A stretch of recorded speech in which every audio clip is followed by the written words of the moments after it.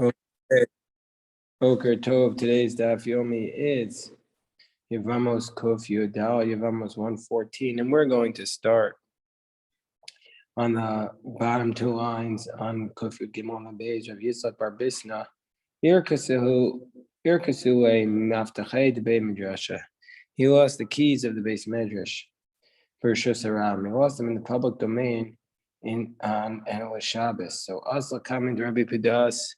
So you can't pick up the keys and carry them back. So Rabbi Yitzchak Bar Bisna went and he asked Rabbi Pidas what to do. Amrullah, he said to him, Zeal to Bar Tali Vitalia, go lead a child with Tailu Hasam and walk around there in the have this boy and this girl walk around in the public domain and play. If they're going to find the keys, they're going to bring them to you. Alma Kasava, we see from here, and this is one of the themes of this very short chapter. Katan Ochel Nevelos Aim Bezdim Mitzuvim Leafrisho. If there's a child who's eating nevelos, eating non-kosher food, the court is not going to be obligated to force him to stop. And the reason is, in this case, they're telling the child to go around and play. Eventually, the child will find it and bring it to Rabbi Yitzchak Bar Bisna. Where it says, Lema Messiah, maybe we have a proof for this, because it states in the Brisa, Lo Yomer Adam Otinok, Havili Mafteach. You can't say to a child, bring me a key, or Havili Chosem, or bring me a seal. Now, Manicho Tolosh, Manicho Zorik. But you are allowed to let him tear something off, or allowed to let him throw something. Meaning you can let him violate it, but you don't ask him to do it. So this is similar to the advice Rabbi Pidas gave to Rabbi Yitzchak Bar Bisna. So the Gemara says, no, Amar Abaye, that case, the latter case from the Brisa, is not a proof for Rabbi Pidas because that was Tolesh Ba'atzit Sheinu Nakov. That's a flower pot that's not connected to the ground. So it's only a rabbinic violation to tear something from it. Or Zorek Bekarmos to Rabbanan, or you're throwing something in a karmos, which is only rabbinically prohibited it's an area of space which is only rabbinically prohibited to throw something from. So therefore, that's not a proof for Rabbi Pidas. The Gemara still attempts to prove about this matter, whether or not a court is obligated, the Bet Din is obligated to stop a child from violating a sin. Because we learn, if an idolater comes to put out a fire on Shabbos, you don't have to tell the idolater, extinguish it or don't extinguish it. You don't have to say anything because you're not required to force the idolater to not keep Shabbos. In fact, idolater is not allowed to keep Shabbos. But if the child comes to extinguish the fire, then you tell the child, do not extinguish this fire, because you're obligated to make sure that the child is keeping the Shabbos. So don't we see from here that this is against what Rabbi Pidas said? Because we see from here the court is obligated to stop the child from violating the Shabbos. Gemara says, no, I'm Rabbi Yochanan, but no, that case is where the child's doing it because he thinks that's what the father wants. So therefore, that he's kind of doing it for the father, so that's why you have to tell him not to put out the fire. So the Gemara says, well, the the parallel case in that price is Gabi Over Kochavim is by an idolater, the Osal Das Yisrael, who's doing it thinking that the Jew wants him to do it. Mishari, and yet the idolater is permitted to do it. But if an idolater does something on Shabbos for a Jew, is that allowed? So the Gemara says, the idolater, he's doing it for himself. Even if he sees a Jew standing next to him, he's doing it for his own reasons. He's not doing it for the Jew. So the Gemara says, well, if that's the case, let's give you another proof. There's a son of a chaver, meaning he was careful about the laws of Truma, Tahara, and also was careful about the laws of Tumah. And he typically would go to his grandfather, his mother's father, who was an Amaretz, who was not careful about these laws. En choshishin shema yachilu dvarim sheina misukanim. We don't have to be concerned that his grandfather gave him foods that were not yet tithed. The matzah biado peiros, if it's a food that's not tithed, he's not allowed to eat it because it's called tevel and he can't eat it. But let's say matzah biado peiros, he found in the kid's hands fruit, ein zakuklo. We don't have to force him to stop. We see from here that the court is not obligated to stop the child from sinning. So Amar Rabbi Yochanan says, no, that case they're more lenient because b'demai and Amaretz, technically speaking, we can assume that they tithed. Just the rabbis were strict, and the rabbis said that we have to assume that they didn't tithe, but it's just rabbinic. So b'demai yakilu. So maybe it's just by rabbinic case we are lenient on the child and we don't force a child to not eat it. So Gemara says, oh, to time of demai. Oh, so you mean in this case there we don't have to let him stop because it's demai. But if you know for sure that he didn't take the tithe from it, then you would say to the child, you can't eat it until you take a meiser from it. But why is that the case? Didn't Rabbi Yochanan say it's only a problem if he's doing with the idea that his father wants him to do it? But here, even if his father has nothing to do with the tithe, we would still make him tithe. So Gemara says, okay, so you're right. There's a contradiction in Rabbi Yochanan, but it's only because Rabbi Yochanan sipuke misafkele. Rabbi Yochanan himself was uncertain whether or not we have to force the child to not commit the sin. And kai hachi midachi, kai hachi midachi. In each case, he was pushing off the two positions because he was raising the questions in both of them, but he himself was uncertain. Gemara again is still trying to figure out the answer here. What is the story about whether or not you're obligated to tell a child not to sin? Let's say you have the son of a chaver who was a Kohen who used to go to his father's mother, who was a Kohen Amaretz. So his mother's father is a Kohen who is an Amaretz. He wasn't careful about the laws of Tum and Tahara, and now you have his grandson who was the son of a Chaver, and he was careful. But you don't have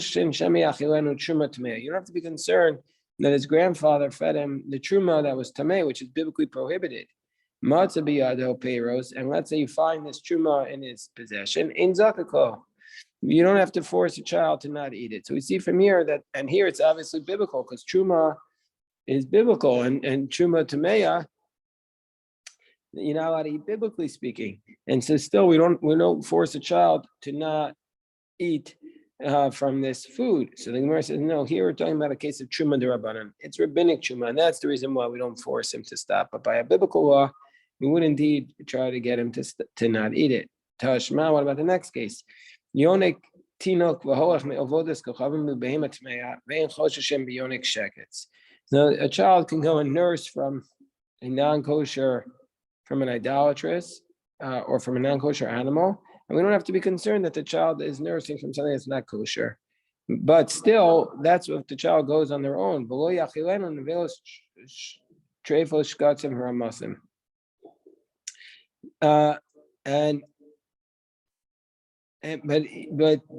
not allowed to feed him the non-kosher food. But even all this non-kosher food, he's allowed on his own to go and nurse. And even on Shabbos, where otherwise it's perhaps prohibited to nurse from an animal, ubegado also. But if he would be an adult, he'd be prohibited. Abba Shaul says, no again ayinu sheyom kimi behemet tahora b'yom. So Abba Shaul says we used to nurse from these animals that are kosher on Yom Tov. However, we see from this source, see from this source that if the idolater is nursing from the non-kosher animal, we don't care. We don't force him to stop. So we see from here, you don't have to force a non-Jew to stop. You don't have to force a child to not violate the law. Gemara says, no, no, in that case was a case of danger. That's why the child was in danger, and that's the reason why we don't force him to stop. Well, if it's a case of danger, then the adult should also be able to do it. And Gemara says, the distinction is the adult would require an evaluation to see if he's really in danger and he needs to eat the non-kosher food. Well, don't we also have to evaluate the child? No, we don't even have to evaluate the child because because most children, we could assume as a baseline that they're considered in danger as it relates to milk. And so therefore, for this reason, the baseline is we're allowed to have the child nurse on from a non-kosher animal. Abba Shol said that Noagin Ayinu Sheyon Kimi Behema Torah B'Yom. Abba Shol says that we used to have the practice that we would nurse from a kosher animal on Yontif. Gemara says, well, what's that scenario? Hechidami. If it's a time of danger, then even on Shabbos they should be able to nurse. If it's not a time of danger, then even if you're not in danger, even on Yontif will be prohibited. So the Gemara says no. That you're in distress because and what we're doing is you're nursing with a shinoi. You're getting the milk out of the animal with a shinoi. You're doing it like the back of your hand. Shel Shabbos, the Easter Skiwa. So Shabbos, where it's a prohibition of stoning, Gazer Rabbanan, the rabbis made a decree to stop the Easter to stop and say you can't milk the animal. Yom Tov, the Easter Lav, but Yom Tov, it's just a regular prohibition. Well, Gazer Rabbanan, the rabbis allowed you to take it out. Tashma, but what about the following? The Gemara is going to cite three sources. It says Lo Tochum Kishaketzim. You're not allowed to eat these creepy crawly creatures because they are disgusting. It means Lo Tachilum, but read it as Lo Tachilum. Don't feed them. The adults cannot feed the children. It doesn't mean you have to tell the child don't eat it. No, it's not a proof that you have to tell the child not to eat it. It means you can't feed them with your own hands. The non-kosher, these non-kosher creatures. Tashma kol nefesh v'kem lo tochel dam. It says all of you should not eat blood. And the Brisa says that the adults are warned about the children. Doesn't mean you're not allowed to actually feed that you have to tell the child do not eat the blood. No, the lowest will be a dime. It means that you can't feed him the blood. And the third example is Tashma. And more of Amar to say to the Kohanim that you're not allowed to come in contact with the dead body. And more Al-Kohan B'nei Aaron Amar Talayam. That you're not allowed to become in contact with the dead body. So, aren't we saying, isn't this the case? Doesn't mean that you have to tell them you're not allowed to become tamei. So the Gemara says, no, you're not allowed to actually physically put them in touch with the dead body, but you're not required to tell them to separate from the dead body. We need all three cases. If we only have the case of the creepy crawly creatures, we're on the top of 114b. If we only have that case, we'd say Misham Yisur Mashu. There, the prohibition is different from all others because there the prohibition is even eating a small amount, meaning to say even when you eat a lentil size, Rashi says, then you're going to be liable for eating it. But when you come to eat the blood, blood, you have to eat a revius in order to be liable. I might have thought that there's no that you are. I might say that by blood that you're allowed to feed the children directly. So we say the case of shkatzim and blood.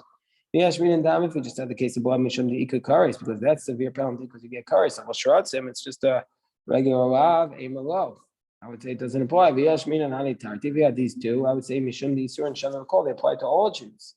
But with respect to ritual impurity, by the Kohen, it only applies to the Kohen. I might have thought that law you can't learn out from the other two cases. If we just had the case of the Tumah, I would say Kohanim are different. Mishum Deribah Mitzvahs. That's the reason why you can't make a child Tameh, because Kohanim have many extra mitzvahs. But in this case, we have, I would say, by the shkatzim and the blood, you might be able to feed them the non-kosher food. So therefore, it's richa. Therefore, we need all three cases. Tashma, again, we're still trying to prove this case. So we say shnei hachen.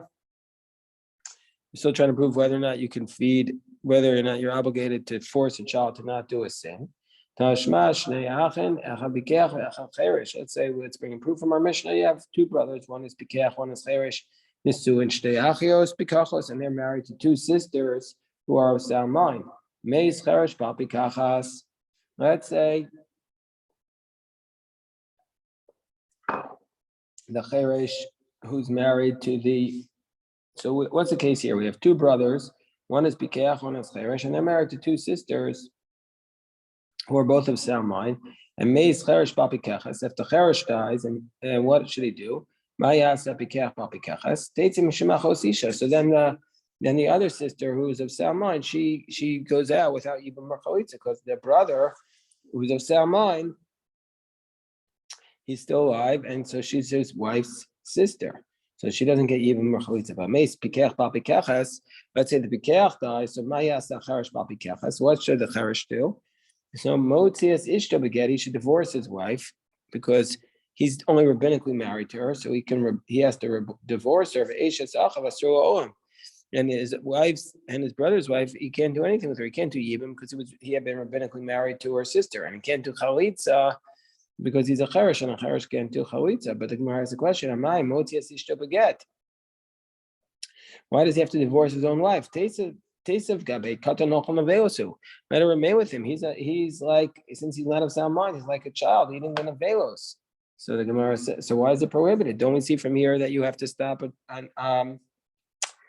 minor from doing a sin? The Gemara says, no, mishum isura dida. No, yeah, he's a cherish, but his wife isn't, and so therefore, for that reason, she needs to.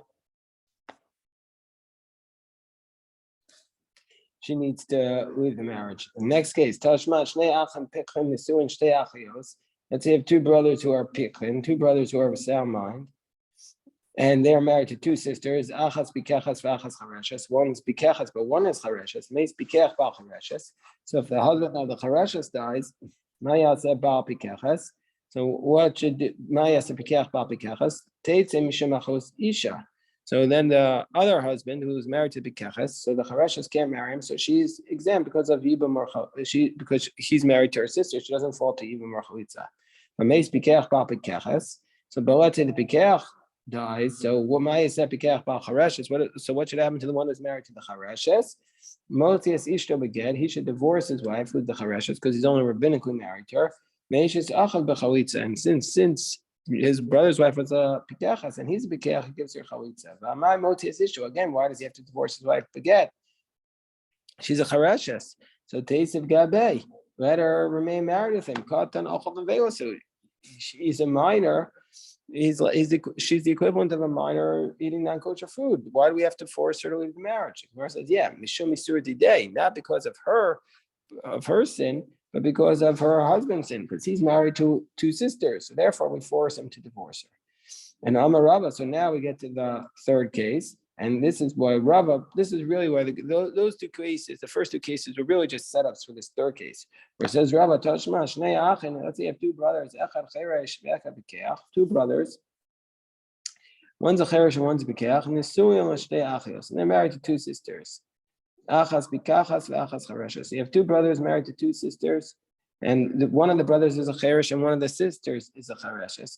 Well, so let's go through this. Meis Cheresh Bal Chareshes. Let's say the Cheresh who's married to the Chareshes dies. Well, then it's not going to be a problem because there's no Yibum or Chalitza. Mayasa Bikach Bal Bikachas. Teitze Mishum Achos Isha. So then the Chareshes, she doesn't do Yibum or Chalitza because she's because her sister is married to her Yavam. But let's say Meis Pikech Bal Pikechas. But let's say the Pikech who's married to Pikechas dies. So now the Pikechas falls in Yibum or Chalitza to the Charesh. So now what do? Mayas Charesh Bal Chareshes. Motias Ishto Beget. He's supposed to divorce his Chareshes wife with a divorce. Beishas Achav Asur Om. And he can't marry the Pikechas. Why? Because why can he not marry the Pikechas? Because what's the reason why she is going to be prohibited him forever? Because he can't do chalitza here with her, and also he can't do yibum because he was married to her sister. So the Gemara says, but in this case, the Cheresh and the Chareshes were both rabbinic.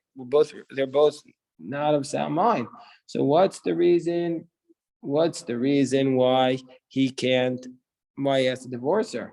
The Katani Motzes Ishta again, and yet he still has to divorce the Charash has. So we see from here, you force a katan to not violate a sin, and in this case, you force the katan not to violate a sin.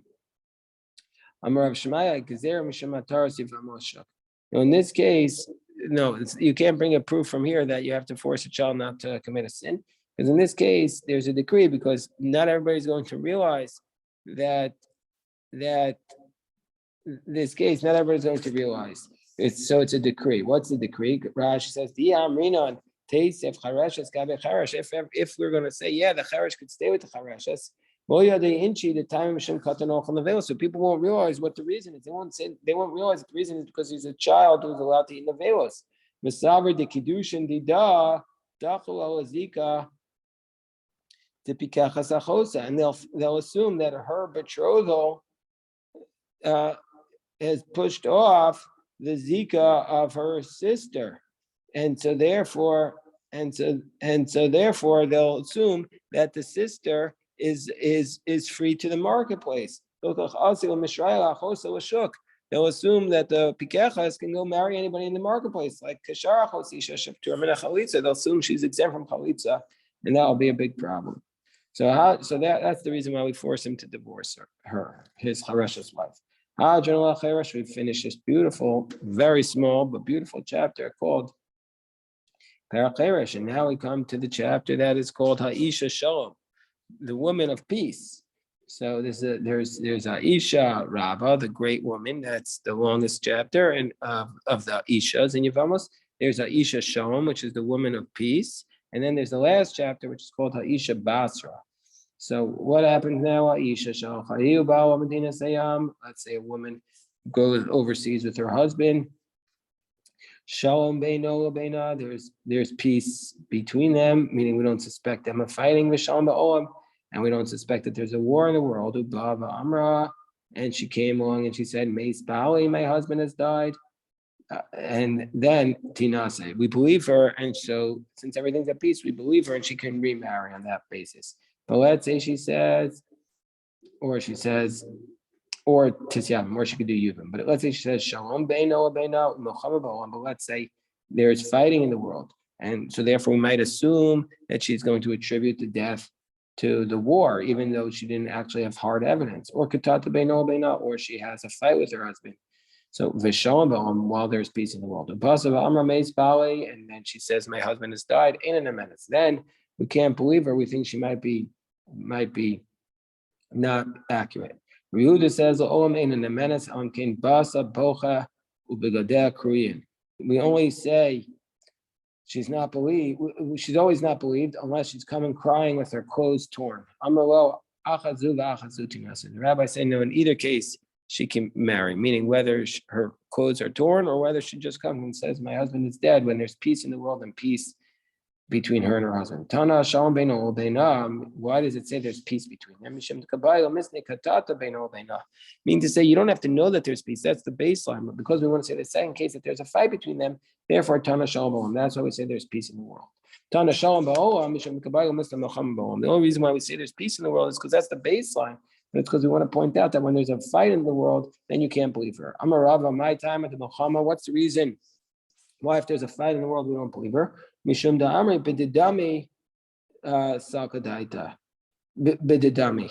That we say that really she doesn't have evidence, but she's just evaluating. Salkadaita, she's going to assume the kol hani de ikto who poet. She'll say all these other people are killed and my husband saved. It's not possible. And imtim tzolomar, so says the Gemara, if you want to say kivan de shalom beino beina natra, if you want to say. And if you want to say, keeping the shalom beino beina, that since there's peace between him and her, natra adachazia, that she's going to wait until she knows for sure that he's dead. No, we're not going to say that, because zimnin demachole begera oberam. Because sometimes he'll be struck down with an arrow or a spear of the savra, and she'll think vadaime. She'll say he's for sure died, but really, what she won't realize is the ika de avid samtari. Sometimes somebody will give the guy a potion and he'll be healed, some medicine. Rava thought to say that a famine, a hunger is not like a war. Because she's not going to do an evaluation by a famine. Rava then says famine is just like war. There was a woman who came before him, the Rava, and Amrei Bawi Mace Barav. She said, my husband died in a famine. Amrei Shapi Arvadata. He said, you did a good thing that you left him early. You saved your life. Do